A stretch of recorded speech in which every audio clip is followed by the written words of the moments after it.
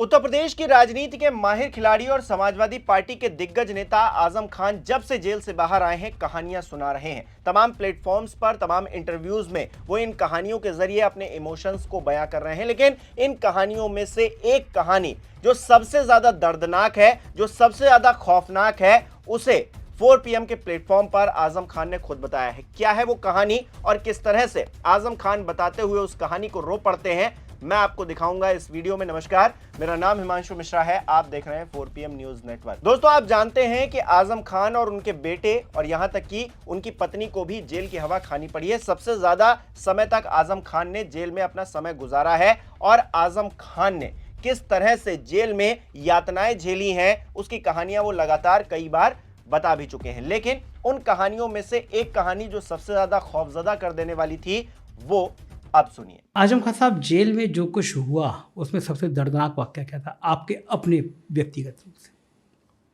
सबसे दर्दनाक वाकया वो था जब मेरा दिल फट जाना चाहिए था और मुझे वहीं मरकर गिर जाना चाहिए था।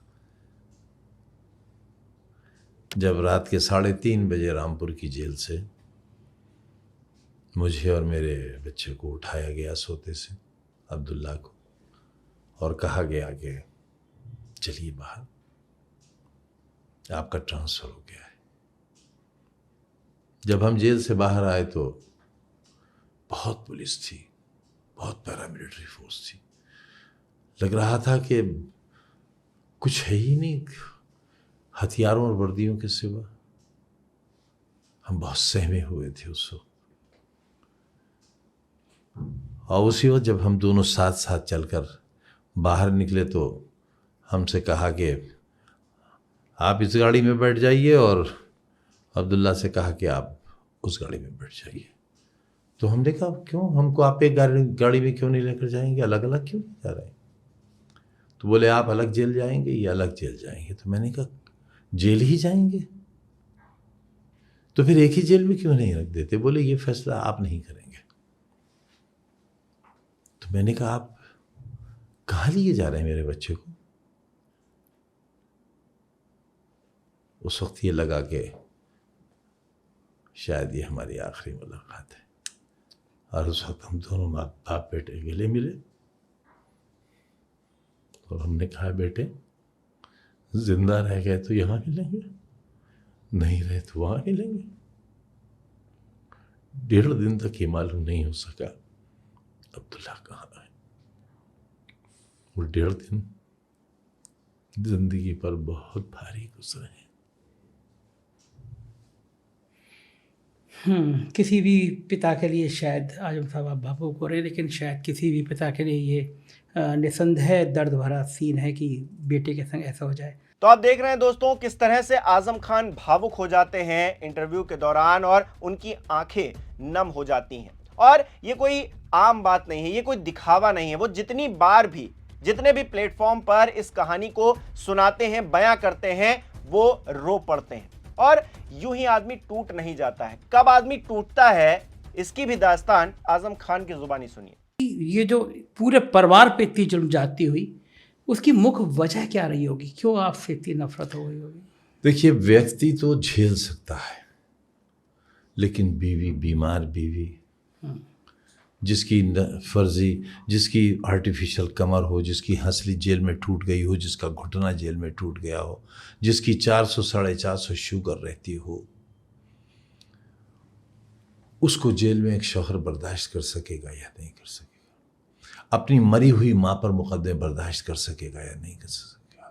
अपनी माँ जैसी बहन को घसीट कर थाने ले जाया गया होगा, जीप में डालकर, पढ़ी लिखी हेड मिस्ट्रेस से रिटायर हुई हो, 5 किताबों की राइटर हो, मेरा सगा बड़ा भाई चीफ सुपरिटेंडेंट इंजीनियर से रिटायर हुआ हो, उसको उस पर मुकदमे 307 के कायम किए गए हों, मेरे बच्चे की 2 बार मेरे खारिज हुई हो, 4 बरस उसने जेल काटी हो।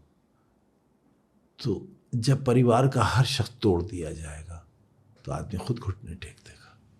हालांकि इतनी यातनाएं झेलने के बाद, इतने दिनों तक जेल की काल कोठरी में रहने के बावजूद आजम खान टूटे नहीं है। भले ही उनकी आंखें नम हो जाती हैं, लेकिन वो एक फाइटर की तरह अभी भी लड़ रहे हैं। किस तरह से वो अपनी बातों को बयां कर रहे हैं, उन्हीं की जुबानी सुनिए।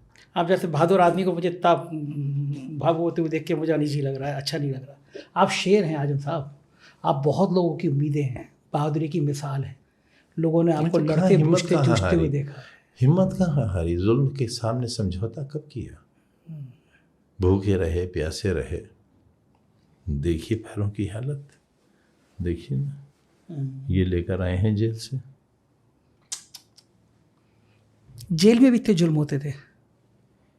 टेंशन बहुत थी, बहुत छोटी सी कोठरी थी और 24 कोठरियाँ और थीं। ये फांसी घर कहलाता था, फांसी घर बराबर था। रात को सिर्फ परिंदों की आवाज़ आती थी और बहुत दूर कैदी रहते थे।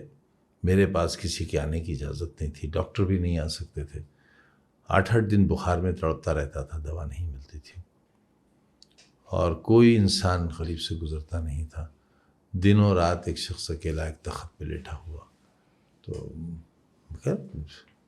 ये तो आपकी मोहब्बत में जज्बात के आंसू आ गए। एक बाप के दिल में बेटे का औलाद का प्यार आ गया। एक अच्छी औलाद का दर्द है। वरना मैं तो कश्तियाँ जलाकर भी नहीं आया हूँ, मैंने कश्तियाँ इस्तेमाल भी नहीं की हैं, मैं तो तैर कर आया हूँ। अब मेरे पास वापसी का कोई रास्ता ही नहीं है, या तो आगे बढ़ूंगा या मारा जाऊंगा। तो दोस्तों, आजम खान की इन कहानियों को लेकर आपकी क्या राय है? आजम खान जिस तरह के नेता रहे हैं और आज उनका जो हाल हो रखा है, क्या आप उसे सही मानते हैं? आपके लिए इस आजम खान की जर्नी का, या फिर जो जेल में उन्होंने इतना समय गुजारा है, इतने बुरे दिन देखे हैं, उसको लेकर आपका क्या कहना है? कमेंट करके जरूर बताइएगा। इस वीडियो को लाइक करना, शेयर करना मत भूलिएगा। हमारे चैनल को सब्सक्राइब नहीं किया तो वो भी जरूर कीजिएगा। आजम खान साहब, जेल में जो कुछ हुआ उसमें सबसे दर्दनाक वाकया क्या था आपके अपने व्यक्तिगत रूप से? सबसे दर्दनाक वाकया वो था जब मेरा दिल फट जाना चाहिए था और मुझे वहीं मरकर गिर जाना चाहिए था।